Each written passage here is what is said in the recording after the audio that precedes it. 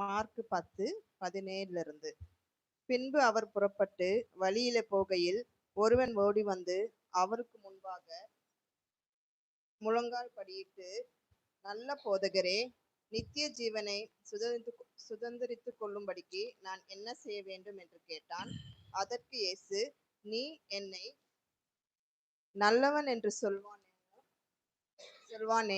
தேவன் ஒருவர் தவிர நல்லவன் ஒருவனும் இல்லை.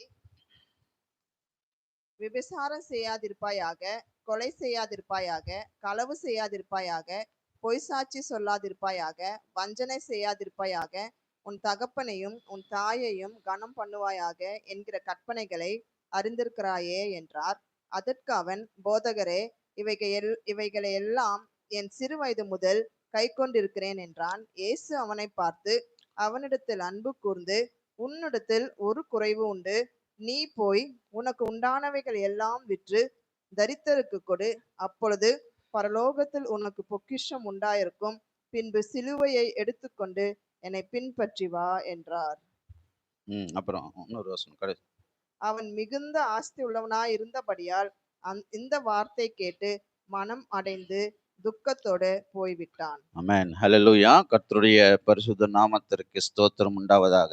ప్రభు యొక్క పరిశుద్ధ నామమునకు స్తోత్రం కలుగును. இங்க நான் ஒரு மனுஷனை குறித்து எழுதப்பட்டிருக்கிறதை நாம் படித்திருக்கோம். ఇక్కడ ఒక మనుషుని గూర్చి రాసి ఉన్నదాన్ని మనం చదువుకుని ఉన్నాం. இந்த మనుஷன் தன்னுடைய மனதுல பரலோகத்திற்கு போக வேண்டும் என்று வாஞ்சை உள்ளவனாக இங்க காணப்படுறான். ఈ మనుషుడైతే తన హృదయంలో పరలోక రాజ్యాన్ని చేరుకోవాలన్నటువంటి ఆశ కలిగిన వాడుగా మనం చూస్తూ ఉన్నాం. அதாவது நித்திய ஜீவனை சுதந்திரித்துக் கொள்ள வேண்டும் என்கின்ற வாஞ்சை உள்ளவனாக காணப்படுறான். అదేంటంటే నిత్య జీవాన్ని స్వతంత్రించుకోవాలన్నటువంటి ఆశ తన కలిగి ఉన్నాడు. ஆனால் அவனை நம்ம இங்க பார்த்தோம்னா இங்க எழுதப்பட்டிருக்கிறது, இந்த வார்த்தையை கேட்டு மனமடைந்து துக்கத்தோட போய்விட்டான். అయితే ఇక్కడ చివరికి వచ్చేసరికి ఆయన చూస్తే గనక ఈ మాటలు విని మన హృదయమునందు నొచ్చుకున్నవాడై తన అక్కడి నుంచి వెళ్ళిపోయినట్లుగా మనం చూస్తూ ఉన్నాం. அவன் மனதுல பரலோகத்திற்கு போகணும், நித்திய ஜீவனை சுதந்திரத்து கொள்ளணும் மனதுல அவனுக்கு இருக்கு. తన హృదయంలో మొదటిగా అయితే పరలోక రాజ్యాన్ని స్వతంత్రించుకోవాలన్నటువంటి ఆశ ఉన్నది. ஆனா அவனுடைய முடிவோ அவன் நரகத்திற்கு தன்னை ஒப்பு கொடுத்துட்டான். అయితే చివరికి వచ్చేసరికి తన ముగింపు నరకానికి వెళ్ళే రీతిగా ఉన్నది. நம்ம பார்த்தோம்னா அநேகர் நாம் இந்த உலகத்துல தேவனுடைய இயேசு கிறிஸ்துவை இதோ ரட்சகராய் ஏற்றுக்கொண்டு இந்த உலகத்துல ஜீவிக்கின்ற நாமும் கூட அநேக நேரங்களில மனது அளவுல நம்ம பரலோகத்திற்கு போக வேண்டும் என்று வாஞ்சை ஆசை உள்ளவர்களாய் நம்ம இருக்கின்றோம். మనము కూడా ఈ లోకములో జీవిస్తూ ఆత్మీయ స్థితిలో ఉంటున్నటువంటి మనము అనేక సందర్భాల్లో అనుకుంటూ ఉంటాం పరలోక రాజ్యాన్ని ఏ విధంగా అన్నా స్వతంత్రించుకోవాలనేటువంటి ఆశ కలిగి ఉన్నాం. சோ நம்மளுடைய மனதுல அந்த ஆசை உள்ளவர்களாய் நம்ம இருக்கோம். ஆனா உண்மையாக நம்மளுடைய இருதயமோ நம்ம என்ன செய்யறோம்னா நரகத்திற்கு போகும்படியாக நம்முடைய இருதயத்துல இந்த உலகத்தை நிரப்பினவர்களாய் நம்ம இருக்கோம். మనకైతే ఆశ ఉన్నది కానీ చివరికి వచ్చేసరికి మన హృదయంలో ఆ ఆశ సత్ఫలితాన్ని ఇవ్వకుండా నరకానికి తీసుకెళ్లేదానికి తోడ్పడుతూ ఉన్నది. சோ இங்க இந்த ஒரு மனுஷனும் கூட அவ்விதமா தான் நமக்கு காணப்படுறாரு. ఇక్కడ ఈ మనుషుడు కూడా అదే రీతిగా మనకు కనపడుతూ இதோ ఉన్నాడు. நித்திய ஜீவனை சுதந்திரித்துக் கொள்ள வேண்டும் என்கின்ற ஒரு ஆசை தன்னுடைய மனதுல அவருக்கு இருக்கு. నిత్య జీవాన్ని స్వతంత్రించుకోవాలన్నటువంటి ఆశ అతనికి ఉన్నది. ஆனா அவருடைய முடிவோ நரகத்திற்கு தன்னை ஒப்பு கொடுக்கிறாரு. అయితే చివరికి తన స్థితి నరకానికి దారి తీసింది. சோ இந்த நாள்ல நம்மை சோதித்து பார்க்கணும், நம்ம கேள்வி கேட்டு பார்க்கணும். என்னுடைய இருதயத்தை நான் நரகத்திற்கு ஒப்பு கொடுக்கிறேனா, இல்ல நான் நித்திய ஜீவனுக்காக அதை நான் ஆயத்த பண்ணி வைத்து கொண்டிருக்கிறேனா என்று. ఈ దినం మనము కూడా మనల్ని మనం స్వర పరీక్ష చేసుకోవాలి. మన హృదయము దేని నిమిత్తమై సిద్ధపాటు కలిగి ఉన్నదని, నిత్య నరకానికా లేకపోతే నిత్య పరలోక రాజ్యానికా అన్నటువంటి. இங்க நம்ம பார்க்கும் பொழுது ஒருவன் ஓடி வந்து அவருக்கு முன்பாக 17வது வசனத்துல ஒருவன் ஓடி வந்து அவருக்கு முன்பாக முழங்காலிட்டு, நல்ல போதகரே, நித்திய ஜீவனை சுதந்திரித்துக் கொள்வதற்கு நான் என்ன செய்ய வேண்டும் என்று கேட்டான். ఇక్కడ చూస్తే గనక 17వ వచనంలో ఒకడు పరుగెత్తుకొని వచ్చి ఆయన ఎదుట మోకాళ్ళుని సద్బోధకుడా నిత్య జీవమునకు వారసుడనగుటకు నేనేమి చేయవలనని ఆయనను అడిగాడు. அதுக்கு முன்னாடி எழுதப்பட்டிருக்கு, அவர் வழியிலே போகையில். అంతకు ముందుగా చూస్తే గనక ఆయన బయలుదేరి మార్గమున పోవుచుండగా அவர் கடந்து அந்த வழியில அவர் போயிட்டு இருக்கார். ரோட்ல ஓடி வர்றாரு. ரோட்ல ஓடி வந்து அவருக்கு முன்பாக முழங்காலிட்டு இதோ தேவனிடம் கேட்கிறாரு, நித்திய ஜீவனை சுதந்திரித்துக் கொள்வதற்கு நான் என்ன செய்யணும் அப்படின்ட்டு. యేసుక్రీస్తు ప్రభువుల వారు బయలుదేరి ఆ మార్గమున వెళుతూ ఉండగా ఆయన అడ్డుకున్నవాడై పరిగెత్తుకుంటూ వచ్చి ఆయన ఎదుట మోకాళ్ళుని ఆయన అడుగుతూ ఉన్నాడు ఈ వ్యక్తి. சோ அவருக்குள்ள நம்ம பார்க்கும் பொழுது நித்திய ஜீவனை சுதந்திரித்துக் கொள்ளணும் என்கின்ற வாஞ்சை எவ்வளவோ இருக்கிறத நம்ம பார்க்கின்றோம். ఇతనిలో మనం చూసినట్లయితే నిత్య జీవాన్ని పొందుకోవాలన్నటువంటి తృష్ణ అధికంగా మనం కనపడతా ఉన్నది. அவர் ஓடி வராரு. అతను పరిగెత్తుకుంటూ ஏதோ வழியிலே உன்ன இயேசு கிறிஸ்து வழி அவர் கடந்து போக வேண்டிய இடத்திற்கு உன்ன போய் சேரவில்லை. உன்ன வழியிலேயே அவர் ஓடி வந்து இயேசுவின் முன்பாக முழங்காலிடுறாரு. యేసుక్రీస్తు ప్రభువుల వారు బయలుదేరి మార్గమున ఉంటూ ఉండగానే తను పరిగెత్తుకుంటూ వచ్చి ఆయన పాదాల దగ్గర మోకరుని తన ఇష్టాన్ని చెప్తూ ఉన్నాడు ఈ వ్యక్తి. இந்நாளிலே இயேசு கிறிஸ்து ஆலயத்துல வந்து அவர் மணிக்கணக்குல வெயிட் பண்ணா கூட யாருமே நடந்து கூட வரதில்லை. ஓடி வராங்களா, நடந்து கூட வரதில்லை. அப்படியே தள்ளாடி அப்படியே வந்துட்டு வந்து கொண்டு இருக்கும். ఈ దినాలలో చూస్తే గనుక విశ్వాసులైనటువంటి వారు గంటల తరబడి మందిరంలో సభలు జరుగుతూ ఉన్నప్పటికీ కూడా యేసుక్రీస్తు తృష్ణ వేసుకుని ఇక్కడ కూర్చున్నా సరే కూడా మనమైతే పరిగెత్తి కానీ కాదు కదా, நடிசி தள்ளாடுத்து கூட ராவட்டம் లేదు ఇక్కడికి. சோ அந்த வகையில பார்க்கும் பொழுது இங்க இருக்கிற நம்மள எல்லாரோட இந்த ஒரு மனுஷன் எவ்வளவோ ఉత్తమనాகவும் நல்லவனாகவும் காணப்படுறாரு. ఆ విధంగా చూసినట్లయితే ఇక్కడ ఉన్నటువంటి మనందరిని మించి ఈ వ్యక్తి అయితే ఎంతో ఉత్తముడుగా మనకి కనపడుతూ ఉన్నాడు. சோ பின்பு அவர் புறப்பட்டு போகையில் ஒருவன் ஓடி வந்து இதோ அவருக்கு முன்பாக முழங்காலிட்டு, நல்ல போதகரே, நித்திய ஜீவனை சுதந்திரித்துக் கொள்வதற்கு நான் என்ன செய்ய வேண்டும்? எவ்வளவு வாஞ்சி அவருக்குள்ள காணப்படுறது. ఆయన బయలుదేరి మార్గంలో పోవచ్చు ఉండగా అతను పరుగెత్తుకుని వచ్చి ఆయన ఎదుట మోకాళ్ళు ఉండి, సద్బోధకుడా నిత్య జీవాన్ని స్వతంత్రించుకోవటానికి నేను ఏం చేయాలని చెప్పేసి ఎంతో తృష్ణ కలిగిన వాడై అతను అడుగుతూ ఉన్నాడు. அதற்கு இயேசு பதில் சொல்றாரு, நீ என்னை நல்லவன் என்று சொல்வானேன், தேவன் ஒருவர் தவிர நல்லவன் ஒருவரும் இல்லையே. తను సంబోధించిన విధానాన్ని బట్టి యేసుక్రీస్తు ప్రభువుల వారు, నన్ను సత్పురుషుడని ఏల చెప్పుచున్నావు, దేవుడొక్కడే గాని మరి ఎవడును సత్పురుషుడు కాదు అని చెప్తూ ఉన్నాడు. அதன் பிறகு இயேசு அவனிடம் சொல்றாரு, விபசாரம் செய்யாதிருப்பாயாக, கொலை செய்யாதிருப்பாயாக, களவு செய்யாதிருப்பாயாக, பொய் சாட்சி சொல்லாதிருப்பாயாக, வஞ்சனை செய்யாதிருப்பாயாக, உன் தகப்பனையும் உன் தாயையும் கனப்பண்ணுவாயாக என்று என்கின்ற கற்பனைகளை அறிந்திருக்கிறாயே என்றார். అందుకు యేసుక్రీస్తు ప్రభువుల వారు అంటూ ఉన్నాడు, నరహత్య చేయవద్దు, వ్యభిచరించవద్దు, దొంగిలవద్దు, అబద్ధ సాక్ష్యం పలుకవద్దు, మోసపుచ్చవద్దు, నీ తల్లిదండ్రులను సన్మానించుము అన్న ఆజ్ఞలను నువ్వు తెలుసుకుని ఉన్నావా అంటూ ఉన్నాడు. அதற்கு அந்த மனுஷன் பதில் சொல்றான், இவைகளை என் சிறு வயது முதல் கொண்டே நான் ஆண்டவரே அவைகளை நான் அறிந்திருக்கிறேன், அவைகளின்படி நான் ஆண்டவரே நடந்து கொள்ளுகிறேன் என்று சொல்றான். అందుకు అతడైతే, బోధకుడా వీటన్నిటిని నేను చిన్న వయసులో నుండే అనగా బాల్య దశలో నుండే నేను అనుసరిస్తూ వస్తున్నానంటూ ఉన్నాడు. அப்ப பார்க்கும் பொழுது இந்த மனுஷன் ஒரு ஆலயத்துல சிறு வயது முதல் கொண்டு தேவனுடைய வசனத்தை கேட்டு கேட்டு வளர்ந்தவனாக காணப்படுறாரு.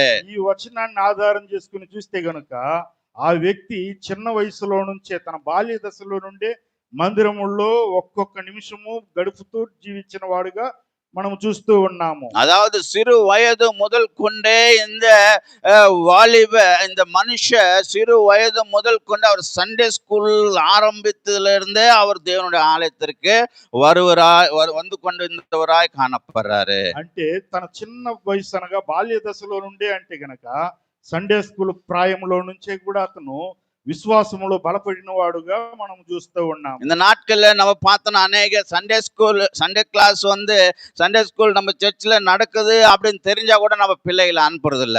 ఈ దినాల్లో అనేక మంది మన తల్లిదండ్రులు అయితే తమ సంఘాలలో సండే స్కూల్ జరుగుతుంది అంటున్నగా కూడా తమ బిడ్డల్ని పంపించే వాళ్ళుగా లేరు. சோ அந்த வகையில பார்க்கும் பொழுது இந்த மனுஷன் எவ்வளவோ அவர் ஒரு உத்தமனாகவும் தேவனுடைய வார்த்தை கேட்டவனாகவும் பக்தியுள்ளவனாகவும் அவர் வளர்ந்து வந்ததை நம்ம பார்க்கின்றோம். ఆ విధంగా చూసినా కూడా ఈ వ్యక్తి ఎంతో భక్తిపరుడుగాను దేవుని యొక్క అడుగు జాడల్లో నడిచిన వాడుగాను బాల్యము నుంచే మందిరంలో నివసించిన ఉన్నవాడుగా మనకు కనపడతా ఉన్నాడు. ஆகையால இயேசு இந்த மனுஷனை பார்த்து அவர் என்ன செய்தாரோ அவனிடத்தில் அன்பு கூர்ந்தார். కనుకనే యేసు అతన్ని చూసి అతన్ని ప్రేమించి అని రాయబడి ఉంటుంది. இதோ சிறு வயது முதல் கொண்டு இந்த காரியங்களை எல்லாம் நீ அறிந்து அதன்படி நீ ஜீவித்திருக்க, இதோ நீ ஆலயத்துல வளர்ந்த பிள்ளையா இருக்க என்று தேவன் அவனை பார்த்து அன்பு கூர்ந்ததை நம்ம பார்க்கின்றோம். ఆ మాట వినంగల్ని చిన్న ప్రాయము నుంచే బాల్య దశలో నుండి నువ్వు నా సన్నిధిలో ఎదుగుతూ ఉన్నావా, నువ్వు ప్రభు మాటలు వింటూ ఉన్నావా అన్నటువంటి ఆశ కలిగిన వాడై దేవుడు కూడా యేసుక్రీస్తు ప్రభువుల వారు కూడా ఈ వ్యక్తిని అధికంగా ప్రేమించాడు. சோ அவரை அவர் அன்பு கூர்ந்த பிறகு அவர் சொல்றாரு, உன்னிடத்தில் ஒரு குறை உண்டு. ఆయన ప్రేమించి అతన్ని చూసి ఒక మాట అంటూ ఉన్నాడు, అయినా నీ దగ్గర ఒకటి కొదువుగా ఉంది అంటూ ఉన్నాడు. சோ நீ போய் உனக்கு உண்டான வைகளை எல்லாம் விற்று దరిద్రருக்கு కొడు. అందుకు అతడు, నువ్వు వెళ్ళి నీకు కలిగినవన్నీ అమ్మి బీదలకిమ్ము అని యేసుక్రీస్తు ప్రభువుల వారు అంటూ சோ ఉన్నారు. இங்க இயேசு அந்த மனுஷனிடம் என்ன அவர் பார்க்கிறார் என்றால், అక్కడ యేసుక్రీస్తు ప్రభువుల వారు ఆ మనిషి దగ్గర ఏం చూస్తూ ఉన్నాడంటే, அவங்கிட்ட வெளிப்புறமான ஒழுக்கங்கள் எல்லாமே, நீதி எல்லாமே, நியாயங்கள் எல்லாமே சரியாக காணப்படுகிறது.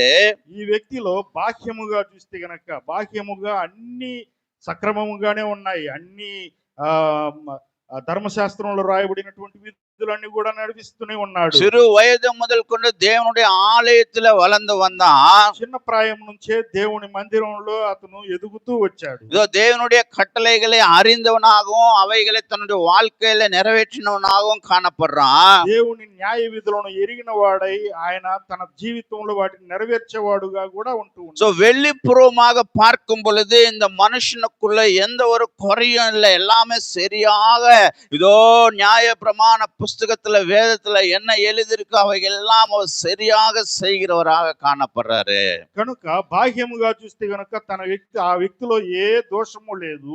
చిన్న ప్రాయములో నుండే యేసుక్రీస్తు అనగా దేవుడు ఏ కట్టడలు అయితే ఇచ్చి ఉన్నాడో వాటన్నిటిని నెరవేర్చేవాడుగా తను ఉన్నాడు. இந்த வெளிப்புறமான இந்த ஒழுக்கம் நாம் எல்லாருக்கும் கூட அது இருக்கணும்.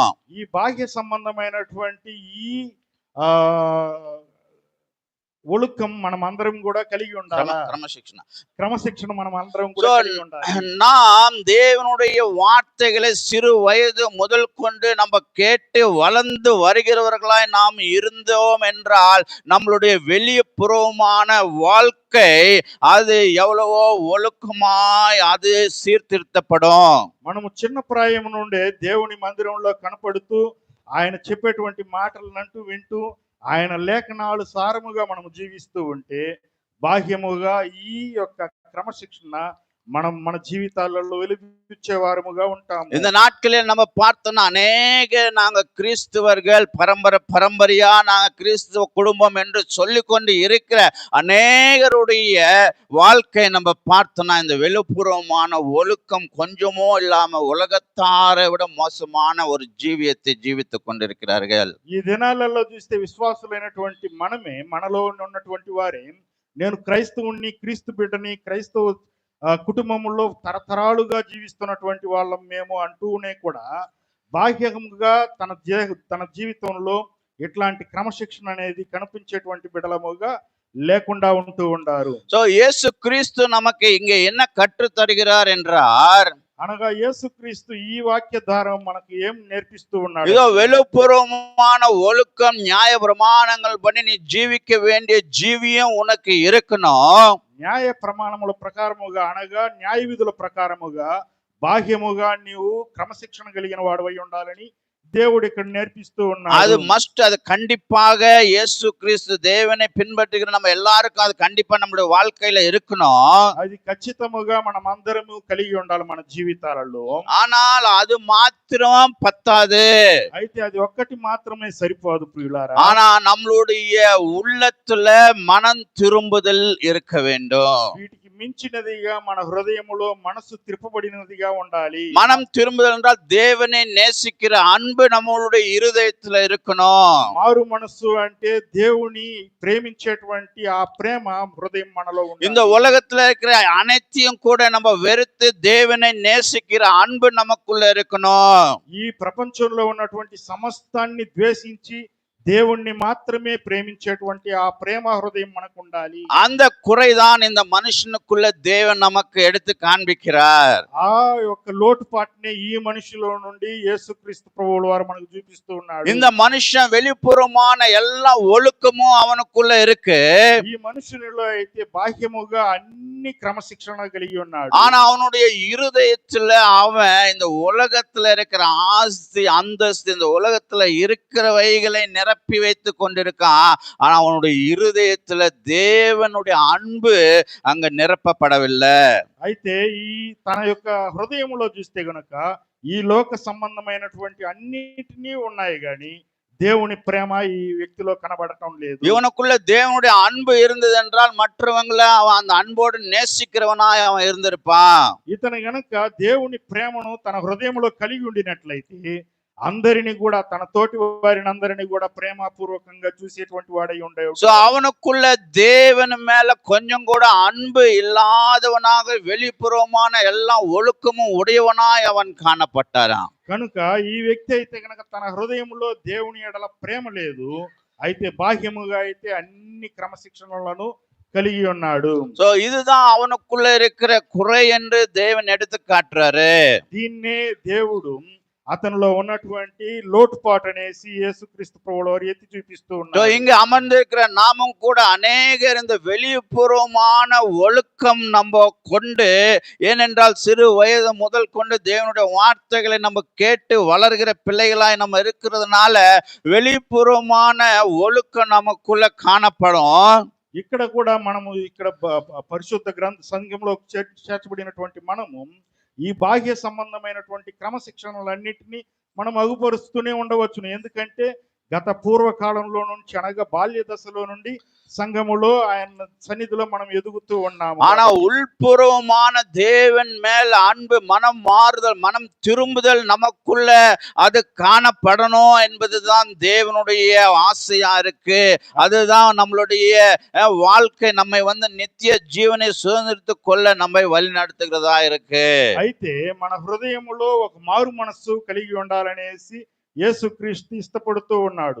ఆ మారు మనసే మన నిత్య జీవానికి నడిపించేదిగా ఉంటది. இங்கே இந்த மனுஷனை பார்த்து உனக்கு உண்டானவைகள் எல்லாம் நீ விற்று தரித்திரருக்கு கொடு என்று தேவன் சொல்றாரு. ఇక్కడైతే ఈ మనుషుని చూసి నీవు వెళ్ళి నీకు కలిగినవన్నీ అమ్మి బీదలకిమ్ము అంటూ ఉన్నాడు యేసుక్రీస్తు. அப்பனா நம்ம ஐஸ்வர்யத்தை நம்ம கஷ்டப்பட்டு நம்ம சம்பாதிக்கிறது தவறா, நம்ம ஐஸ்வர்யவானாய் நம்ம வாழக்கூடாதா என்ற கேள்வி நமக்கு வரும். అట్లయితే మనకు ఒక ప్రశ్న రావచ్చును, మనము సంపాదించేది తప్ప, మనం ఐశ్వర్యాన్ని కూడబెట్టేది తప్ప అని ప్రశ్న మనకు రావచ్చును. இயேசு கிறிஸ்துவானவர் நம்ம கஷ்டப்படணும், சம்பாதிக்கணும் என்று நமக்கு கற்று தந்திருக்காரு. యేసుక్రీస్తు ప్రభువుల వారే మనము కష్టపడాలి, సంపాదించాలి, ఐశ్వర్యవంతులముగా జీవించాలని మనకు నేర్పిస్తూ நம்ம ఉన్నాడు. சோம்பேறிகளா இருக்க கூடாது என்று நமக்கு கற்று தந்திருக்காரு. మనము సోంబేరులముగా లేకపోతే సోమరి వారముగా జీవించాలని మనకు నేర్పించలేదు ఆయన. சோ அவர் நமக்கு தெரியும் இல்லையா, ஒருத்தங்க கிட்ட அவர் 2 காசு கொடுப்பாரு, ஒருத்தருக்கு 5 காசு கொடுப்பாரு, ஒருத்தர் 10 காசு கொடுத்துட்டு அப்புறம் கொஞ்ச நாள் கழிச்சு கேட்கும் பொழுது அது அவங்க பெருக்கி காட்டுவாங்க. யாரு அதிகமா சம்பாதித்தாங்களோ அவங்கள தேவன் புகழ்ந்து இருக்கார் என்று நம்ம பார்க்கின்றோம். మనకు తెలుసు కదా, ఒక చిన్న వృత్తాంతము ఆయన చెప్పిన ఉపమానము. యేసుక్రీస్తు ఒక వ్యాపారి దూరదేశానికి వెళ్తూ తన దాసుల్ని పిలిచి ఒక తలాంతు, ఒకనికి 2 తలాంతులు, ఒకనికి 5 తలాంతులు, ఒకటి 10 తలాంతులు ఇచ్చి వాటిని వృద్ధి చేయండి అన్నప్పుడు అందరూ కూడా వాటిని రెట్టింపు చేసినట్లుగా మనం చూస్తాము. சோ இயேசு கிறிஸ்து அப்ப நம்ம கஷ்டப்பட்டு நம்ம சம்பாதிக்கணும் என்பதை நமக்கு கற்று தந்திருக்கார். అనగా యేసుక్రీస్తు మనము కష్టపడాలి, సంపాదించాలి, ఐశ్వర్యవంతులముగా జీవించాలని మనకి నేర్పిస్తూ நம்ம ఉన్నాడు. வேதத்துல நம்ம பார்த்தோம்னா எத்தனையோ தேவனுடைய பிள்ளைகள் ஐஸ்வர்யவான்களாய் வாழ்ந்ததை நம்ம பார்க்கிறோம். ఈ పరిశుద్ధ గ్రంథంలో చూస్తే ఎంతో మంది దేవుని బిడ్డలు ఆయన్ని అనుసరించినటువంటి వారు ఐశ్వర్యవంతులుగా జీవించినట్లు మనము చూస్తూ நாம் ఉంటాము. ஆபிரகாமை பார்த்தோம் என்றால் அவர் வாழ்ந்த நாட்களில் அவர் பெரிய ஒரு ஐஸ்வர்யவானாய் அவர் வாழ்ந்தாரு. అబ్రహామును చూసినట్లయితే అబ్రహాము తను జీవించిన దినాల్లో ఎంతో గొప్ప ఐశ్వర్యవంతుడుగా మనం చూస్తూ ఉంటాం. நம்ம யோபுவை பார்த்தோம்னா அவர் வாழ்ந்த நாட்கள் அவர் எவ்வளவு ஐஸ்வர்யவானாய் அவர் வாழ்ந்தாரு. మనం యోబును చూసినా కూడా తన జీవించిన దినాల్లో ఎంతో ఐశ్వర్యవంతుడుగా మనకు కనపడుతూ நம்ம ఉన్నాడు. தாவீதை பார்த்தோம்னா அவர் வாழ்ந்த நாட்கள் அவர் எவ்வளவு ஐஸ்வர்யவானாய் அவர் வாழ்ந்தாரு. మనం దావీదును చూసినా దావీదు కూడా తను జీవించిన దినాల్లో ఎంతో ఐశ్వర్యవంతుడుగా జీవించినట్లుగా మనం చూస్తాం. ஆனால் அவங்க எவ்வளவோ ஐஸ்வர்யவான்களை வாழ்ந்த போதிலும் கூட அவங்களுடைய இருதயத்துல அந்த ஐஸ்வர்யத்தை அவங்க நேசிக்காம தேவனை நேசித்தவர்களாய் காணப்படுறாங்க. అయితే వీళ్ళలో ఉన్నటువంటి ప్రత్యేకత వాళ్ళు ఎంత బాహ్యముగా ఐశ్వర్యవంతులుగా జీవించినప్పటికీ తమ హృదయాల్లో తన ఐశ్వర్యాన్ని ఆశించక ప్రేమించక దేవుణ్ణి మాత్రమే ప్రేమించినట్లు మనం చూస్తూ ఉన్నాం. ஆபிரகாம் சொல்றாரு, ஆண்டவரே நான் இந்த உலகத்துல நான் ஒரு பரதேசி என்றாரு. అబ్రహాం అంటున్నాడు, ప్రభువా ఈ లోకములో నేను ఒక పరదేశిని అంటూ ఉన్నాడు. எவ்வளவோ ஆஸ்தி சம்பாதித்த ஆபிரகாம் சொல்றாரு, இதோ நான் இவ்வளவு ஆஸ்தியை நான் சம்பாதித்தேன், இந்த உலகம் என்னதுதான், இந்த உலகத்துல நான் நிச்சயமா இருக்க போறேன் என்று சொல்லல. இந்த உலகம் எனக்கு பரதேசியா இருக்கு, நான் இங்க நிரந்தரமா இருக்க போறதில்ல, கொஞ்சம் நாட்கள் தான் நான் வாழ போகிறேன் ஆண்டவரே, பிறகு உன்னிடம் நித்திய ஜீவனுக்குள்ள நான் வருவேன் என்கின்ற ஒரு விசுவாசம் கொண்டவராக இருக்காரு. ఎంతో ఆస్తిని సంపాదించాడు, ఐశ్వర్యాన్ని కూడబెట్టాడు. అందువల్ల ఈ దేశమంతా ఈ లోకమంతా నాది అని తను చెప్పలేదు కానీ అబ్రహాము, అయితే తన హృదయంలో యేసుక్రీస్తును దేవుని ప్రేమించినందువల్ల ఆ ప్రేమకు తగినట్లుగా ఆ నిత్య జీవాన్ని ఆయన పొందుకోగలిగాడు. சோ யோபு நம்ம பார்க்கும்போது யோபு சொல்றாரு, இதோ தேவன் தந்தார், தேவன் எடுத்துக்கொண்டார், நான் நிர்வாகியாய் இந்த உலகத்திற்கு நான் வந்தேன், நான் திரும்பி போகும் பொழுது நிர்வாகியாய் நான் போவேன் என்று சொல்லுகிறார். ఈ యోబు కూడా చూస్తే గనక తను సంపాదించినటువంటి ఐశ్వర్యాన్ని వాటినన్నింటినీ లెక్క చేయలేదు కానీ, ఇదిగో దేవుడిచ్చాడు, దేవుడు తీసుకున్నాడు, ఈ లోకానికి నేను ఏమీ లేకుండా వచ్చాను, అట్లాగానే దిగంబరినిగానే వెళుతున్నానన్నాడు. சோ தாவீது சொல்றாரு, ஆண்டவரே நான் ஒரு புழு ஆண்டவரே, நான் எதற்கும் தகுதி இல்லாதவன் ஆண்டவரே. దావీదు అయితే నేను దేనికి పనికిరానట్టు పురుగు వంటి వాడిని అంటూ ఉన్నాడు. சோ இவங்க எல்லாரும் கூட அவங்க சம்பாதித்த இந்த பணமோ, அவங்க சம்பாதித்த அந்த ஆஸ்தியோ, அந்த சம்பாதித்த அந்த அந்தஸ்து, அவங்க அதன் மேல தங்களுடைய இருதயத்தை அவங்க வைக்கல. కనుక వీళ్ళందరినీ చూస్తే కనుక వాళ్ళు సంపాదించినటువంటి ఐశ్వర్యాన్ని గాని ధనాన్ని గాని వారు ఆశించలేదు, ప్రేమించలేదు గాని அவங்க நித்திய ஜீவனுக்கு தங்களுடைய இருதயத்தை ஆயத்தப்படுத்தினவர்களாய் காணப்படுறாங்க. వారు నిత్య జీవానికి తమ హృదయాలను సిద్ధపాటు చేసుకున్న వాళ్ళుగా చూస్తూ ఉన్నారు. அதுதான் தேவன் இந்த பகுதியிலிருந்து நமக்கு அவர் போதிக்கிற காரியமாய் இருக்கின்றது.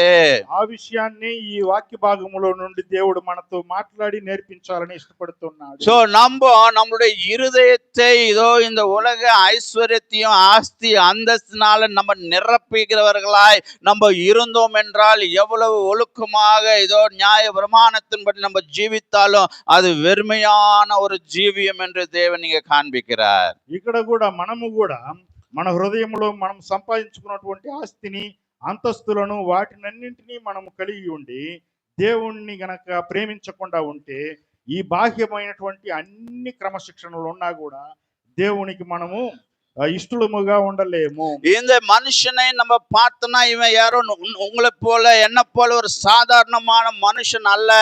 ఈ మనుషుని చూస్తే ఇతను నీలా నాలా ఒక సాధారణమైనటువంటి వ్యక్తిగా లేడు. இந்த ஒரு காரியம் இந்த 3 சுவிசேஷ புத்தகங்களிலும் எழுதப்பட்டிருக்கிறது. ఈ సంఘటన ఈ 3 సువార్త పత్రికల్లో కూడా రాయబడి ఉన్నది. ஒரு இடத்துல எழுதப்பட்டிருக்கிறது, அவன் நல்ல இந்த மத்தேயு சுவிசேஷத்துல நம்ம பார்த்தோம்னா அவன் பெரிய ஆஸ்தி உள்ளவன், மிகுந்த ஆஸ்தி உள்ளவன் என்று 22வது வசனத்துல எழுதப்பட்ட அவன் மிகுந்த ஆஸ்தி உள்ளவன், ஒரு வாலிபன் என்று எழுதப்பட்டிருக்கிறது. మత్తయి సువార్తలో చూస్తే గనుక 22వ వచనంలో తను అధికమైనటువంటి ఆస్తి కలిగిన వాడు, మిక్కిలి ఆస్తి కలిగిన వాడు అని రాయబడి ఉంటది. லூக்காவின் சுவிசேஷம் 18:18 நம்ம பார்த்தோம்னா அவன் ஒரு தலைவன் என்று எழுதப்பட்டிருக்கிறது.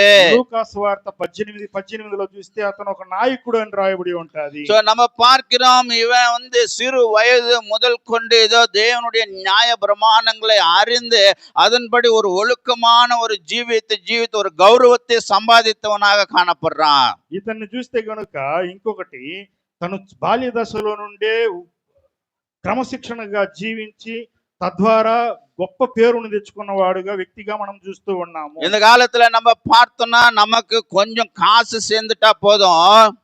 ఈ దినాల్లో మనము చూస్తే గనక కొద్దిగా సంపాదన మనకు వచ్చిందంటే చాలు, அதோட ஒரு பதவி நமக்கு வந்தா போதும். దానితో పాటుగా ఒక కొద్దిగా గొప్ప ఒక పదవి గనక మనకు వస్తే அவ்வளவுதான், தேவனை மறந்துடுவோம். சர்ச்சுக்கு வர்றதுக்கு டைம் இருக்காது, ஜெபம் பண்றதுக்கு டைம் இருக்காது, பைபிள் படி எதுக்குமே நமக்கு நேரம் இல்லாம ஒரு உலக பூர்வமான வாழ்க்கை வாழ்ந்து எல்லாம் பாவங்களும் நம்ம மேற்கொள்ளும்படியான ஒரு ஜீவியத்திற்கு நம்ம ஒப்பு கொடுப்போம். అంతే, దేవుణ్ణి మర్చిపోతాము. ఈ లోక సంబంధమైనటువంటి అన్ని పాపాలు మనలోకి వస్తాయి. ప్రార్థన చేయడానికి సమయం ఉండదు, వాక్యాన్ని చదవటానికి సమయం ఉండదు, మందిరంలో ఆగపడటానికి కూడా సమయం మనకు ఉండదు. ஆனால் இந்த மனுஷனை நம்ம பார்க்கும் பொழுது இவன் எவ்வளவு ஒரு ஆஸ்தி உள்ளவனாக இருந்து ஒரு தலைவனாக இருந்து இதோ நல்ல ஒழுக்கத்தோடு வாழ்ந்து ஒரு கௌரவத்தை அந்த இடத்துல சம்பாதித்து வாழ்ந்தவனாய் நம்ம இவனை பார்க்கின்றோம். అయితే ఈ వ్యక్తిని చూస్తే గనక అన్ని సులక్షణాలు కలిగిన వాడై బాహ్యముగా అన్ని క్రమశిక్షణలు కలిగి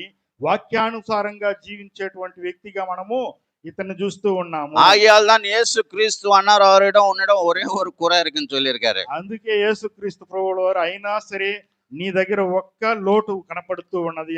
நம்மிடம் நம்ம போய் கேட்டோம்னா நம்மிடம் உங்ககிட்ட அநேக குறைகள் இருக்குனாரு. ఇదే కనుక ఈ ప్రశ్న మనం అడిగి ఉంటే మన దగ్గర నూట్లకి నూర్లుగా లోటుపాట్లు ఉన్నాయని దేవుడు చెప్పాడు. உண்மைதானே? நம்மளுடைய வாழ்க்கையில வெளிப்புறமான ஒழுக்கம் ஒன்றும் இல்ல, தேவனுடைய மேல பயம் இல்ல, பக்தி இல்ல, இதோ வசனத்தின்படி ஜீவிக்க வேண்டும் என்று எண்ணம் இல்ல. நம்ம இஷ்டத்திற்கு நம்மளுடைய சித்தத்தின்படி நம்மளுடைய இஷ்டத்தின்படி நம்ம ஜீவிக்கிறவர்களாய் நம்ம இருக்கோம். అవును, నిజమే కదా ప్రభు. మనము దేవుని మందిరానికి వస్తూ ఉన్నాము.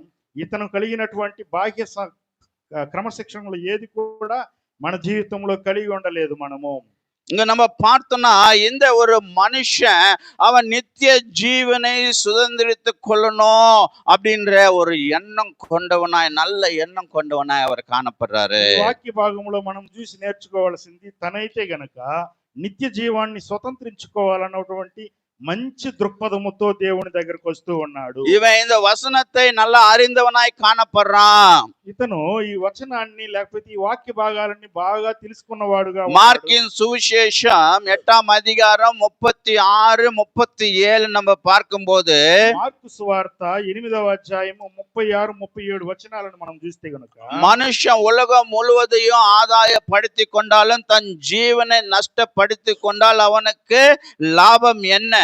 மனுஷன் தன் ஜீவனுக்கு ஈடாக எண்ணத்தை கொடுப்பான். ఒకడు సర్వలోకమును సంపాదించుకొని తన ప్రాణమును పోగొట్టుకున్నట వానికి ఏమి ప్రయోజనము? మనుషుడు తన ప్రాణమునకు ప్రతిగా ఏమి ఇయ్యగలడు అని రాయబడి ఉంటారు. இங்க எழுதப்பட்டிருக்கிற இந்த ஜீவன் ஏதோ நம்ம இந்த உலகத்துல நம்ம உயிர் விடுறது மாத்திரமல்ல, ఇక్కడ రాయబడినటువంటి ఈ ప్రాణమును అంటే ఈ లోకములో మనం జీవించేటువంటి ఈ ప్రాణదేహం మాత్రమే இது కాదు. ஜீவன், ஜீவ ஆத்மா சரீரமா இருக்கிற என்று சொல்லப்பட்டிருக்கிற அந்த ஆவி, அந்த ஜீவனை குறித்து இங்க எழுதப்பட்டிருக்கிறது. ఇక్కడ రాయబడినది ప్రాణాత్మ దేహములతో నిండినటువంటి ఆ వ్యక్తి యొక్క ఆత్మీయ స్థితిని గురించి రాయబడి சோ ఉన్నది. அந்த ஜீவனை நம்ம நஷ்டப்படி இந்த உலகம் முழுவதையும் கூட சம்பாதித்து கொண்டு நம்மளுடைய ஆவியை நம்ம நஷ்டப்படுத்தி கொண்டால் நமக்கு என்ன லாபம்? కనుక ఆ ఆత్మను గురించిన రాయబడినటువంటి రీతిగా మనం ఈ లోకాన్ని అంతా సంపాదించుకొని మన ఆత్మను గనక నష్టపోతే ఏం ప్రయోజనం మనకి? சோ இந்த மனுஷனை பார்க்கும் பொழுது ஐஸ்வர்யவான, அவனுக்கு ஆஸ்தி எல்லாத்தையும் சம்பாதிச்சுட்டான், ஒரு அந்தஸ்து, ஒரு பதவி, தலைவராக இருக்கான், ஒரு கௌரவத்தை சம்பாதிச்சிட்டான், எல்லாத்தையும் சம்பாதிச்சுட்டான். அவனுக்கு தெரியுது, நான் இந்த உலகத்துல எல்லாத்தையும் நான் சம்பாதிச்சுட்டேன், ஆனா நான் எதையோ நான் இழந்துட்டு இருக்கேன், ஏதோ ஒன்று எனக்குள்ள இல்லை என்று அவனுக்கு தெரியுது. ఈ వ్యక్తి కూడా తను అన్ని న్యాయ ప్రమాణాల ప్రకారం జీవిస్తూ ఉన్నాడు, ఆస్తిని సమకూర్చాడు, ఐశ్వర్యాన్ని కూడబెట్టాడు. అంత మంచి పేరు ప్రతిష్టలు కలిగి కూడా ఏదో ఒకటి లోటుగా ఉన్నది నా జీవితంలో అని கிரகிப்பு வாடை தேவனி దగ్గరకు వస్తూ ఉన్నాడు. அந்த ஒரு உணர்வு நமக்கு இந்த உலகத்துல நம்ம வாழ்கின்ற இந்த வாழ்க்கை நாட்களிலே நமக்கு வந்தால் ஒழிய நம்ம நித்திய ஜீவனுக்குள்ள நம்ம பிரவேசிக்க முடியாது. ఆ గ్రహింపు ఈ జీవితం మనం ఈ లోకంలో జీవిస్తున్నటువంటి మనము కూడా కలిగి ఆయన సన్నిధికి వస్తేనే మనము మేల్కొన్న వారమై ఉంటాము. நமக்கு எல்லாருக்கும் கொடுக்கப்பட்டிருக்கிறது ஒரே ஒரு வாழ்க்கை தான். మనకు అందరికీ ఇవ్వబడింది ఒకే ఒక జీవితం. இந்த உலகத்துல ஒரு முறை தான் நம்ம பிறப்போம். ఈ ప్రపంచంలో ఒక్కసారే మనం ஒரு முறை நம்ம மரித்து போவோம். ఒక్కసారే మరణిస్తాము. மறுபடியும் நம்ம இந்த உலகத்துல பிறந்து இன்னொரு வாழ்க்கை வாழ முடியாது. ఇంకొక పర్యాయం మనం ఈ ప్రపంచంలో జీవించలేము. இந்த முறை நான் உலக பிரகாரமா வாழ்ந்து உலகத்தை அனுபவிச்சுக்கிறேன், அடுத்த முறை நான் மறுபடியும் பிறக்கும் பொழுது அப்ப நித்திய ஜீவனை குறித்து நான் யோசிக்கிறேன் அப்படின்னு சொல்றதுக்கு வாய்ப்பே இல்லை. అనుకుంటాగామాల ఈసారి ఈ లోకంలో పుట్టాను, లోకానుసారంగా జీవిస్తాను, ఈసారి మరి జన్మ అన్నది ఉంటే గనక అప్పుడు దేవునికి ఇష్టమైనటువంటి బిడ్డగా జీవిస్తాను అనుకుంటావేమో. ஏனென்றால் எபிரேயர் 9:27 எழுதப்பட்டிருக்கிறது. కనుక ఇక్కడ హెబ్రీ పత్రికలో 9:27 రాయబడి ఉన్నది. அன்றியும் ஒரே தரம் மரிப்பதும் பின்பு நியாய தீர்ப்பு அடைவதும் மனுஷனுக்கு நியமிக்கப்பட்டிருக்கிறது. మనుషులు ఒక్కసారే మృతి పొందవాలని ஒரு முறை நம்ம மரித்து போன பிறகு மறுபடியும் இந்த உலகத்துல நம்ம பிறக்க முடியாது. நேர நியாய பிரமாணத்திற்கு న్యాయస్థానத்துல పోయి நம்ம நிற்க வேண்டியவர்களாய் நம்ம இருக்கோம். ఒక్కసారి ఈ ప్రపంచంలో పుట్టామంటే గనక ఇంకొకసారి పుట్టే అవకాశం మనకి ఇవ్వబడదు.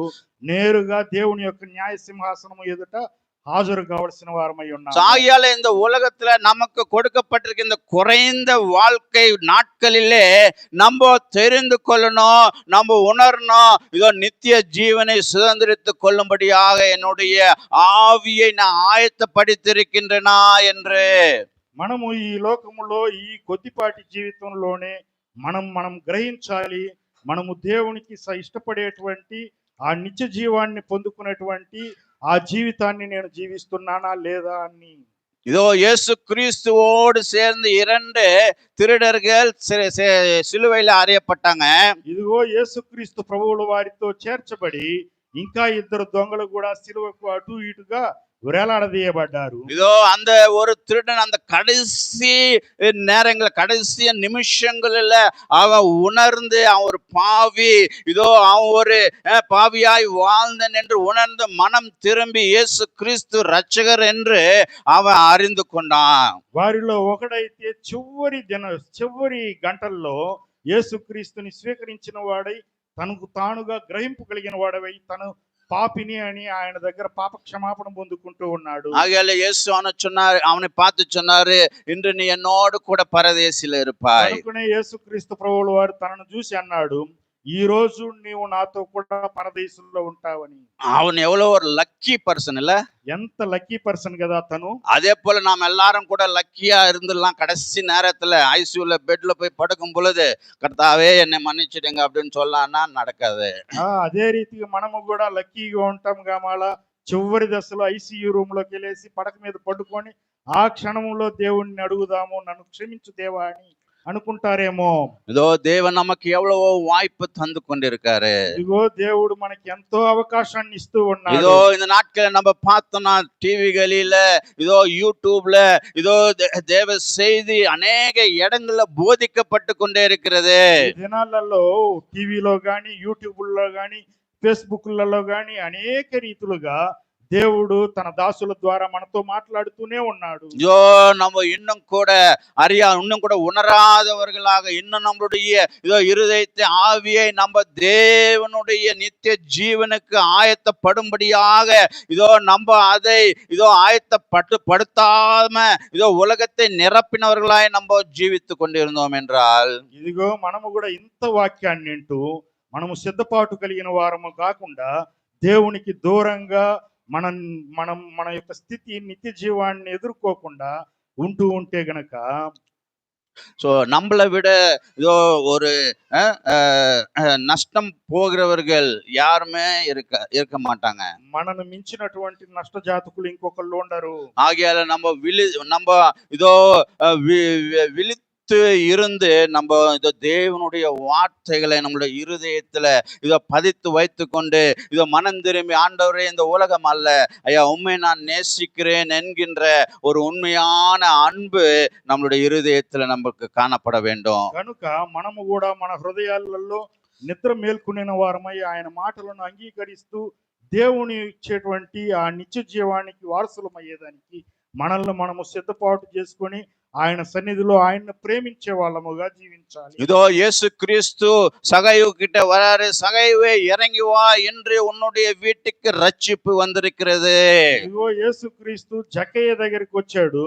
వచ్చి జక్కయ్య త్వరగా దిగిరము, ఈనాడు నీ ఇంటికి రక్షణ వచ్చి ఉన్నదన్నాడు. இதோ இயேசு நம்ம ஒவ்வொருவரோடும் அவர் பேசுகிறார். இறங்கி வா, நாளிலே இதோ உனக்கு இதோ உன்னுடைய வீட்டுக்கு ரட்சிப்பு வந்திருக்கிறது என்று தேவன் சொல்லுகிறார். ఇదిగో ఈ దినము కూడా మన ప్రతి ఒక్కరితో యేసుక్రీస్తు ప్రభువుల వారు మాట్లాడుతూ ఉన్నాడు. ఎక్కినవాడా దిగిరా, త్వరగా ఈ దినం నీ ఇంటికి రక్షణ వచ్చి ఉన్నది అంటూ. இதோ சகையு உடனே இதோ இயேசுதான் ரட்சகர், இதோ அவர்தான் எனக்கு நித்திய ஜீவனை தருகிறவர், அவரே இதோ அவர்தான் இதோ வழியும் சத்தியமும் ஜீவனுமாய் இருக்கிறார் என்கின்ற காரியத்தை அறிந்து உணர்ந்தவராக இதோ மனம் திரும்பி, ஆண்டவரே ஐயா, நான் செய்த பாவங்களுக்கு எல்லாவற்றுக்கும் நான் பரிகாரம் செய்யறேன். யாருக்கிட்ட ஆண்டவரே அதிகமாக பணத்தை நான் வாங்கணும், இதோ அவங்களுக்கு ஆண்டவரே அந்த எத்தனை அளவு நான் அதிகமா வாங்கணும் அத்தனை அளவு அவங்களுக்கு திருப்பி கொடுத்துறேன்னு சொல்றாரு. జక్కయ్య అయితే తనను యేసుక్రీస్తు పిలుపును అంగీకరించుకొని ఆయనను హృదయంలో చేర్చుకొని తన పాపాన్నంతా ఆయన దగ్గర ఒప్పుకొని, యేసయ్యా, ఇంతవరకు నేను అన్యాయంగా ఎవరి దగ్గర తీసుకుని ఉంటే వాళ్ళకు మరలా తిరిగి నేను దానికి రెండంతలుగా ఇస్తానని ఆయన దగ్గర పాప క్షమాపణ పొందుకున్నాడు. இந்த மனுஷனை நம்ம பார்த்தோம்னா, இந்த மனுஷன் அவன் நம்ம ஏதாகிலும் செய்யணும் போல இருக்கு, நம்ம நித்திய ஜீவனை சுதந்திரித்து கொள்வதற்கு என்று அவன் நினைக்கிறான். ఈ మనుషుని చూస్తే గనక నిత్య జీవానికి వారసులు అవటానికి నేనేదైనా చేయాలి కావాలి ప్రత్యేకించి అనుకుంటూ ఉన్నాడు. சோ நம்ம செய்து சம்பாதித்து கொள்வது அல்ல நித்திய ஜீவன். మనము చేసి సంపాదించి అనుభవించేది కాదు. இந்த மனுஷனை பார்த்தனா அவன் சரியான ஒரு காரியத்தை குறித்து சிந்தித்தவனாகவும், அது சரியான ஒரு கேட்க வேண்டிய ஆளை கேட்டவனாகவும், சரியான நேரத்துல கேட்டவனாகவும் அவன் பார்க்கின்றான். ఈ మనుషుడైతే గనక కలగాల్సిన కోరికనే తన హృదయంలో కలిగించుకున్నాడు. అడగవలసిన వ్యక్తినే తను అడిగాడు. అడగవలసిన సమయంలోనే తను అడిగాడు. சோ அவன் அங்க வந்து இயேசு கிறிஸ்து அவனுக்கு எவ்வளவோ சமீபமாக இருக்குது. ஒரு தருணம் அவனுக்கு கிடைச்சது. అతను తనకు యేసుక్రీస్తు ఎంతో సమీపముగా ఉండేటువంటి ఆ అవకాశం అతనికి కలిగింది. இயேசுவை பார்த்து நல்ல போதகர் என்று சொன்னா, యేసును చూసి మంచి బోధకుడా, సద్బోధకుడా అని సంబోధిస్తూ ఉన్నాడు. ஆனா அவர்தான் ரட்சகர் என்கின்ற உணர்வு அவனுக்கு கிடைக்கல. అయితే యేసుక్రీస్తే నిజరక్షకుడు అన్నటువంటి ఆ గ్రహింపు అతనికి కలగలేదు. இதோ இவரை நம்பினா நான் நித்திய ஜீவனுக்கு போவேன் என்கின்ற உணர்வு அவனுக்கு கிடைக்கல. ఇదిగో ఈ యేసును నమ్మితే నేను నిత్య జీవానికి వెళ్తానన్నటువంటి గ్రహింపు అతనికి కలగలేదు. இதோ அவர்தான் வழியும் சத்தியமும் ஜீவனுமா இருக்காரு என்கின்ற உணர்வு அவனுக்கு கிடைக்கல. ఇదిగో ఈయనే మార్గము సత్యము జీవము అన్నటువంటి గ్రహింపు ఈ వ్యక్తికి కలగలేదు. சோ நம்மளுடைய வாழ்க்கையிலும் நம்ம அறிந்து கொள்ள வேண்டியது என்னவென்றால், நாம் எதையோ செய்து எதையோ நம்ம வந்துட்டு நல்ல காரியங்களை இதோ நம்ம செய்து நம்ம நித்திய ஜீவனை நம்ம சம்பாதித்து கொள்ளலாம் என்று நம்ம நினைப்பது அது தவறான ஒரு காரியம். మనము కూడా అనుకోవచ్చు, ఏదో ఒకటి చేసి ఎంతో సంపాదించి ఏదేదో పుణ్య కార్యాలు చేసి ఆ యేసయ్య ఇచ్చే ఆ దేవుడు ఇచ్చేటువంటి నిత్య జీవాన్ని స్వతంత్రించుకోవచ్చు అనుకుంటామేమో. సో నిత్య జీవన్ ஒரு வெகுமதி அல்ல. ఈ నిత్య జీవం అన్నది ఒక జీతం మాదిరింటిది కాదు. அது ஒரு கிஃப்டாக இருக்கு.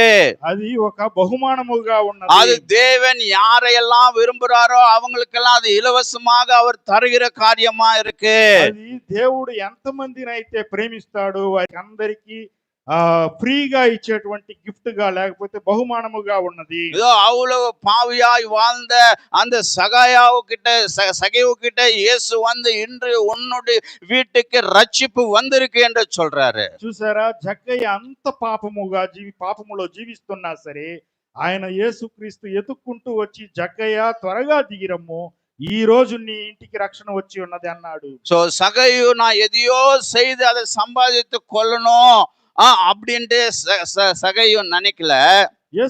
జక్కయ్య అయితే గనక ఏదో ఒక పుణ్యకారాన్ని చేసి ఏదో ఒకటి సాధించి నేను ఆ నిత్య జీవాన్ని పొందుకోవాలని అనుకోలేదు. அவர் உடனே மனம் திரும்பி நான் ஒரு பாவி, இதோ இயேசு ரட்சகர், இதோ அவர் எனக்கு ரட்சிப்பை தர வல்லமையுள்ளவர் என்கின்ற உணர்வு அவன் பெற்றுக்கொண்டான். ఈ జక్కయ్య అయితే యేసుక్రీస్తు మాత్రమే నాకు రక్షణ ఇచ్చేటువంటి వాడు, ఆయన ఒక్కడే నాకు రక్షణకర్త అన్నటువంటి గ్రహింపు కలిగిన వాడై త్వరగా దిగి వచ్చాడు. நீ நானும் கூட இந்த நாளிலே நம்ம தெரிந்து கொள்ள வேண்டிய காரியம் என்னவென்றால், ఈ రోజు నువ్వు నేను కూడా తెలుసుకోవాల్సినటువంటి ఒక కార్యం ఏమిట్రా, இதோ ஒவ்வொரு நாளும் நான் வேதத்தை படிக்கிறேன், ఇదిగో ప్రతి నిత్యము నేను వాక్యాన్ని இதோ ధ్యానిస్తున్నాను, ஒவ்வொரு நாளும் நான் வந்துட்டு ஜெபிக்கிறேன், ఇదిగో ప్రతి దినము నేను ప్రార్థన இதோ చేస్తున్నాను, ஒவ்வொரு ஞாயிற்றுக்கிழமை நான் ஆலயத்துக்கு போறேன், ప్రతి ఆదివారము సంఘానికి இதோ వస్తూ எல்லா உபவாச கூட்டங்களையும் நான் கலந்து கொள்கிறேன். ప్రతి ఉపవాస కూడికలోనూ నేను పాల్పంపులు పొందుతూ ఉన్నాను. ஆகியால நித்திய ஜீவனுடைய வெகுமதிக்கு நான் தகுந்துவேன் அப்படின்ட்டு நம்ம நினைக்க கூடாது. అంత మాత్రాన ఆ నిత్య జీవానికి నేను వారసుని అవుతాను అన్నటువంటి తలంపు నీలోనికి இதோ రాకూడదు. நித்திய ஜீவன் நாமளாய் அதை சம்பாதித்து கொள்கிற காரியம் அல்ல. నిత్య జీవము అన్నది మనముగా సంపాదించుకునేటువంటి ఒక కార్యము நம்ம కాదు అది. வேதத்தை படிக்கணும், ஜெபம் செய்யணும், ஞாயிற்றுக்கிழமை ஆலயத்திற்கு போகணும், உபவாச கூட்டங்களை கலந்து கொள்ளணும், இவை எல்லாம் நம்ம செய்யணும். ஏனென்றால் இயேசு கிறிஸ்து நமக்கு அவைகளை செய்யணும் அப்படின்ட்டு நமக்கு கட்டளையிட்டு இருக்காரு. அவைகளை நம்ம செய்யும் பொழுது நம்மளுடைய விசுவாச ஜீவியம் ஒழுக்கமாயிருக்கும். మనము వాక్యాన్ని ధ్యానించాలి, ప్రతి దినం ప్రార్థన చేయాలి, ప్రతి ఆదివారం సంఘములో కనపడాలి, ప్రతి ఉపవాస కూడికలలో పాలుపంపులు పొందాలన్నది మనం చేయవలసిందే. ఎందుకురా అంటే యేసుక్రీస్తు ఇవన్నీ చేయండి అని చెప్పేసి మనకు బోధించాడు. ఇవన్నీ మన ఆత్మీయ స్థితికి మనల్ని మనం ఆయత్తపరుచుకోవటానికి సిద్ధపాటు చేస్తాయి. இங்க பார்த்தோம்னா யோவானின் சுவிசேஷம் 10ஆம் அதிகாரம் 27, 28 நம்ம பார்க்கும்போது, ఇక్కడ యోహాను సువార్త 10వ అధ్యాయం 27, 28 వచనాలలో చూస్తే, என் ஆடுகள் என் சத்தத்திற்கு செவி கொடுக்கிறது, నా గొర్రెలు నా స్వరాన్ని వింటాయి అంటూ நான் అவைகளை அறிந்திருக்கிறேன், నేను వాటిని ఎరిగి ఉన్నాను, அவைகள் எனக்கு பின் செல்லுகிறது, అవి నన్ను వెంబడిస్తూ ఉన్నాయి అంటూ நான் அவைகளுக்கு நித்திய ஜீவனை கொடுக்கிறேன். నేను వాటికి నిత్య జీవాన్ని ఇస్తున్నాను பாருங்க అంటున్నాడు. எவ்வளவு தெளிவாக இயேசு கிறிஸ்து சொல்றாரு. ఎంత క్లియర్ గా దేవుడు మనకి రాసి ఇచ్చాడు. இயேசு தன்னுடைய ஆடுகளை அவர் அறிந்திருக்கிறார் என்று சொல்லுகிறார். యేసుక్రీస్తు తన గొర్రెలను తన మందను తాను ఎరిగి ఉన్నవాడై ఉన్నాడు. இதோ என்னுடைய ஆடுகள் எனக்கு செவி கொடுக்கிறது என்று அவர் சொல்லுகிறார். ఆ గొర్రెలు నా స్వరాన్ని వింటాయి అంటూ ఉన్నాడు. இதோ என் ஆடுகள் எனக்கு பின் செல்லுகிறது என்று சொல்லுகிறார். ఆ గొర్రెలు నన్ను వెంబడిస్తాయి అంటున్నాడు యేసు. எப்பொழுது ஆடுகள் வந்து தன்னுடைய எஜமான் பின்னாடி செல்லும், ఎప్పుడు ఆ గొర్రెలు తన యజమానుని వెనకాలనే వెళ్తాయి, அவர்தான் என்னுடைய எஜமான் என்று அவைகள் அறிந்த பொழுது தன்னுடைய எஜமான் பின்னாடி செல்லும். తనే నా యజమానుడని ఆ గొర్రెలు ఎరిగిన రోజే తన వెనకానే వెళ్తాయి. சோ இதே இயேசு கிறிஸ்து தான் என்னுடைய ரட்சகர் என்று நம்ம விசுவாசித்து அவர் பின்னால நம்ம செல்லும் பொழுது இயேசு நமக்கு நித்திய ஜீவனை தருகிறவராக இருக்காரு. యేసుక్రీస్తు మాత్రమే మనకు రక్షకుడని ఎరిగిన వారమై ఆయనను అనుసరిస్తే గనుక, ఆయన వెనకాలనే వెళ్లే వాళ్ళముగా ఉంటే గనుక ఆయన తప్పకుండా మనకు నిత్య జీవాన్ని అనుగ్రహిస్తాడు. அவர் நமக்கு ஒரு நல்ல மேய்ப்பரா இருக்காரு. కనుక ఆయన ఒక మంచి కాపరిగా మనకు ఉంటూ ఉన్నాడు. நமக்கு ஒரு நல்ல ஆவிக்குரிய தகப்பனா இருக்காரு. ఆత్మీయ సంబంధం అయినటువంటి తండ్రిగా ఆయన ఉన్నాడు. ஏதோ நம்ம எல்லா வகையிலும் கூட ஆசீர்வதிக்கிற ஒரு ராஜாவாக ஒரு தேவனாய் நமக்கு இருக்காரு. మనల్ని అన్ని సందర్భాలలో అన్ని సమయాలలో మనల్ని ఆశీర్వదించేటువంటి ఒక గొప్ప ఉన్నతమైనటువంటి దేవుడుగా మనకున్నాడు. நாம தேவனை அறிந்து அவர் பின்னாடி செல்கிற ஆடுகளை போல நம்ம இருக்கணும்.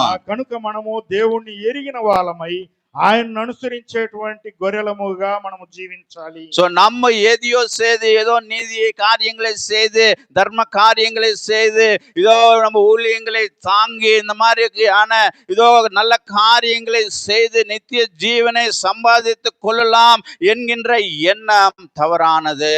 కనుక మనము ఏదో నీతి కార్యాలు చేసి ధర్మ కార్యాలు చేసి ఆయన యొక్క సంఘానికి సంఘము రాజ్య వ్యాప్తి కొరకై ఎంతో మన ధనాన్ని వ్యయపరిచి ఈ విధంగా మనం నిత్య జీవాన్ని సంపాదించుకోవచ్చు అనుకునేటువంటి తలంపు అది చాలా చాలా నష్టాన్ని మనకు కలుగు చేస్తుంది. இங்க பார்த்தோம்னா நம்ம யோவானின் சுவிசேஷம் 1 யோவான் 5:11 நம்ம பார்க்கும் பொழுது ఇక్కడ మొదటి యోహాను 5:11లో మనం చూస్తే படிங்க చదవండి.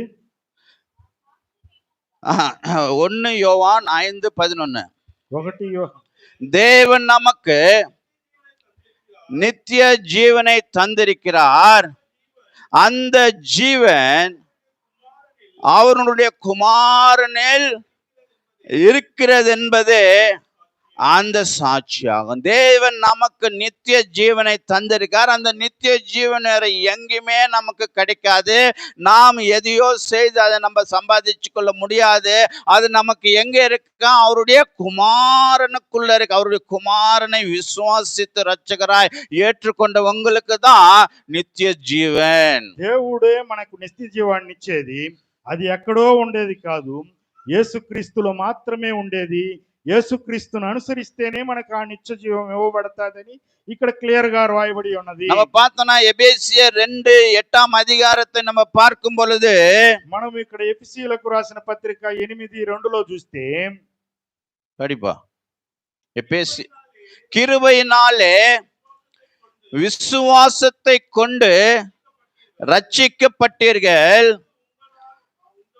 இது உங்களால் உண்டானதல்ல, இது தேவனுடைய கிருபையினால விசுவாசம். இயேசு கிறிஸ்துவானவர் ரட்சகர் என்கின்ற விசுவாசம் நமக்கு எப்படி கிடைக்குதான்? தேவன் நமக்கு தந்திருக்கிற கிருபையினால், நம்மளை காட்டுகின்ற கிருபையினால நாம் அதை பெற்றுக்கொள்கிறோம். యేసు క్రీస్తు మనకు రక్షకుడు అనేటువంటి ఆ తలంపు మనకి ఎట్లా కలుగుతాది అంటే దేవుడిచ్చేటువంటి కృపను బట్టి, ఆ కృప ద్వారా మనం కలిగినటువంటి విశ్వాసము ద్వారా యేసుక్రీస్తుని మనము స్వరక్షకునిగా అంగీకరించగలుగుతాము. இது உங்களால் உண்டானது அல்ல, இது தேவனுடைய ஈவு.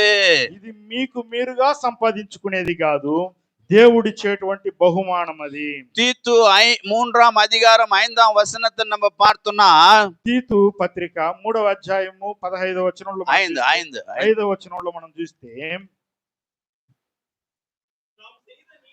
நாம் செய்த நீதியின் கிரியைகள் நிமித்தம் அவர் நம்மை ரட்சியாமல் தமது இரக்கத்தின்படியே மறு ஜென்ம முழக்கினாலும் பரிசுத்த ஆவியினுடைய புதுதாக்குதலினாலும் நம்மை ரட்சித்தார். நாம் செய்த நீதி கிரியைகளின் நிமித்தம் அவர் நம்மை ரட்சிக்காமல், మనము చేసినటువంటి నీతి క్రియల ద్వారా ఆయన మనల్ని రక్షించలేదు. அவருடைய இரக்கத்தின்படியே ఆయన యొక్క కృప చొప్పున மறு ஜென்ம முழக்கினாலும் పునర్జన్మ సంబంధమైనటువంటి ద్వారా இயேசு கிறிஸ்துவ நிக்கோதேமு கேட்டாரு. இயேசு சொல்றாரு, நீ மறுபடியும் பிறக்காவிட்டால் பரலோக ராஜ்யத்தை நீ பார்க்க முடியாது. மறுபடியும் பிறக்கிற அனுபவம் நமக்குள்ள இருக்கணும். నికోదేముతో ఆ దినము యేసయ్య చెప్పిన రీతిగా నువ్వు మరలా జన్మించితేనే గాని ఆ రాజ్యాన్ని నువ్వు స్వతంత్రించుకోలేవు. மறுபடியும் பிறக்கிறது என்றால் என்ன? பரிசுத்த ஆவியினால புதுப்பிக்கப்படுகிற காரியமா இருக்கிறது. మరలా జన్మించటం అంటే ఏమిటి? పరిశుద్ధ ఆత్మ ద్వారా మనం మనల్నిగా నూతన పరచుకోవటమే. ஒருவன் நீரினாலும் ஆவினாலும் பிறக்காவிட்டால் அவன் பரலோக ராஜ்யத்துக்குள்ள பிரவேசிக்க முடியாது. నీటి మూలముగాను ఆత్మ మూలముగాను జన్మించకపోతే తను పరలోక రాజ్యానికి వెళ్ళలేడు. நீ ஆவினால பிறந்தவனாய் நீ இருக்கணும் அப்படின்னா நீ மறுபடியும் பிறந்த அனுபவனுக்குள்ள இருக்கணும். నువ్వు ఆత్మ సంబంధముగా మరలా జన్మించాలంటే గనక ఆత్మలో నువ్వు మరలా జన్మించాలి. சோ உன்னுடைய ஆவி புதுப்பிக்கப்பட வேண்டும்.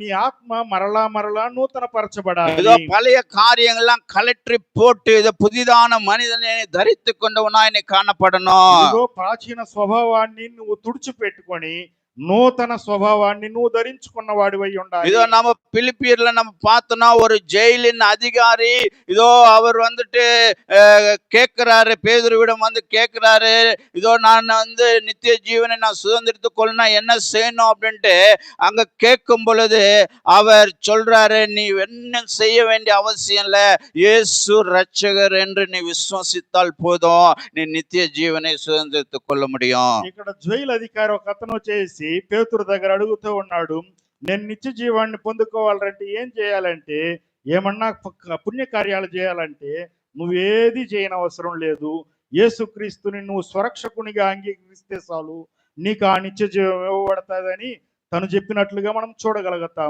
அப்போஸ்தலர் 16:30-31 பார்க்கும் பொழுது அந்த ஜெயில் அதிகாரி பவுலும் சீலாவிடம் வந்து கேட்கிறாரு.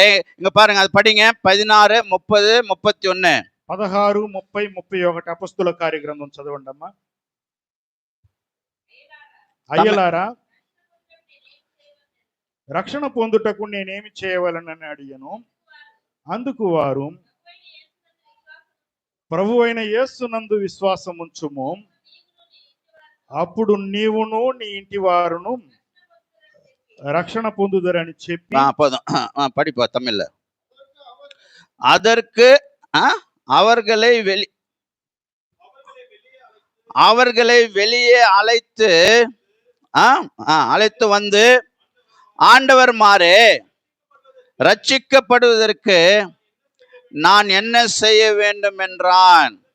அதற்கு அவர்கள், கர்த்தராகிய இயேசு கிறிஸ்துவை விசுவாசி, அப்பொழுது நீயும் உன் வீட்டாரும் ரட்சிக்கப்படுவீர்கள் என்று சொன்னார். இங்க பாருங்க, இயேசு கிறிஸ்து இந்த பவுல் சீலாவிடம் அந்த ஜெயில் அதிகாரி கேட்கிறார், நான் రక్షించబడుவதற்கு என்ன செய்யணும்.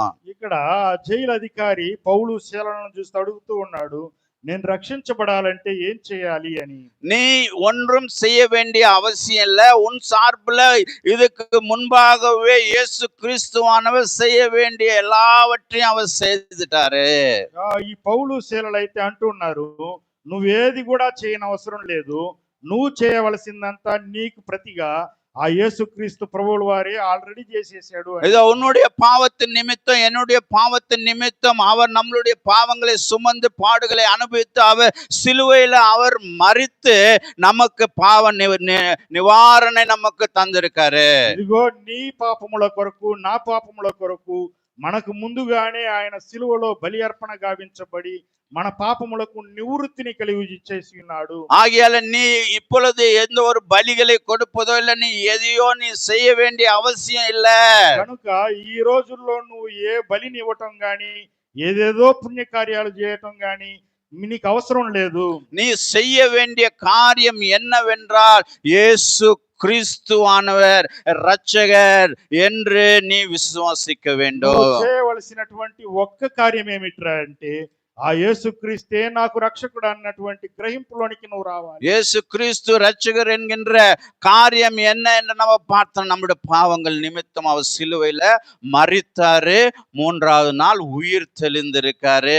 நமக்காக இதோ பரலோகத்துல அவர் நமக்காய் வாசஸ்தலத்தை ஆயத்து பண்ண சென்றிருக்கார் என்கின்ற காரியம் மறுபடியும் வந்து நம்மை அவர் கூட்டு செல்வார் என்கின்ற కార్యங்கள் நம்ம విశ్వాసిக்கிறதா இருக்கின்றது. ఎట్లాగా రక్షించాడు ఆయన? ఇదిగో మన కొరకు మన పాపముల నిమిత్తమై సిలువలో మరణము పొంది పాతి పెట్టబడి తిరిగి 3వ దినాన్న లేచి అదిగో పరలోక రాజ్యానికి నీకు నాకు అక్కడ స్థలము సిద్ధపరుస్తూ తిరిగి మనల దగ్గరకు వచ్చి మనల్ని తీసుకెళ్తాడు అన్నటువంటి నిరీక్షణ కలిగిన వారమై మనం So, ఉండాలి. நாம் அனைவரும் கூட இதோ இயேசுவானவர் நம்முடைய ரட்சகர் என்று இதோ நம்மளுடைய பாவங்கள் நம்மளுடைய இதோ இந்த உலக சுபாவம் சரீர சுபாவத்தை இதோ நம்ம எடுத்து போட்டு இதோ பரிசுத்த இதோ தேவனுடைய அந்த உள்ளான மனுஷனுடைய சுபாவத்தை தரித்து கொண்டு இதோ இயேசு கிறிக்கிற அந்த மனசை நம்ம தரித்து கொண்டவர்களாய் நம்ம ஜீவிக்க வேண்டும். ఇదిగో మనము కూడా ఈ దినము మన పాప జీవితాన్ని వదిలిపెట్టి యేసుక్రీస్తుని రక్షకునిగా అంగీకరించి నా పాపముల నిమిత్తము నా దోషముల నిమిత్తము ఆయన సిలువ మానుకు అప్పగించబడ్డాడు, నా కొరకై సిలువలో తన ప్రాణ త్యాగం చేసేటటువంటి గ్రహింపు కలిగిన వారమైతే గనక మనకు ఆయన ఇచ్చేటువంటి ఆ ఉచితమైన రక్షణ మనకు ఇవ్వబడుతుంది. இந்த ஆவின் புதுப்பிப்பதல் அந்த மனம் மாற்றுதல் இதோ நம்மளுடைய ஆவில காணப்படாவிட்டால் இதோ இந்த ஒரு மனுஷனை போல நம்மளுடைய மனதுல பரலோகம் போகணும் என்ற ஆசை இருக்கும், ஆனா நம்மளுடைய முடிவோ నరకத்துல இருக்கும்.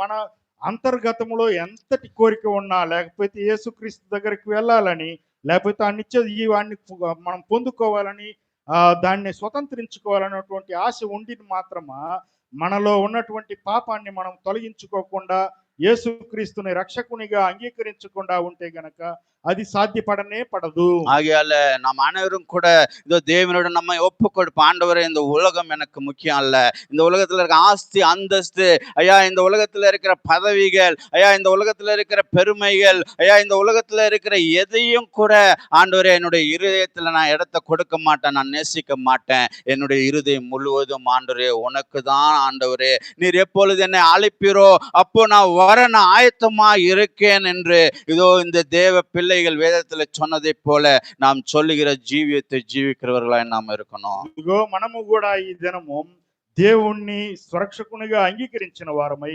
యేసయ్యా, నాలో నా పాపాన్ని నేను ఉంచుకోను, వాటినంతా తుడిసి వేస్తాను, మిమ్మల్ని మాత్రమే సురక్షకునిగా కలిగి ఉంటాను అని చెప్పేటువంటి దృఢ నిశ్చయముతో గనక ఉంటే గనక ఆయన ఇచ్చేటువంటి ఆ నిత్య జీవాన్ని మనము స్వతంత్రించుకోవటానికి అర్హులం అవుతాము. அப்பேற்பட்ட ஒரு சிந்தை உள்ளவர்களாக நம்ம விசுவாச ஜீவியத்துல நாம் முன்னேறி செல்வோம். தேவன் உங்க அனைவரையும் கூட ஆசீர்வதிப்பாராக. అట్లాంటి మనసు కలిగిన వారమై ఆయన సన్నిధిలో మనం ముందుకు సాగిపోదాం.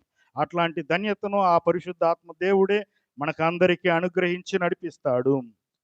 ఆమేన్.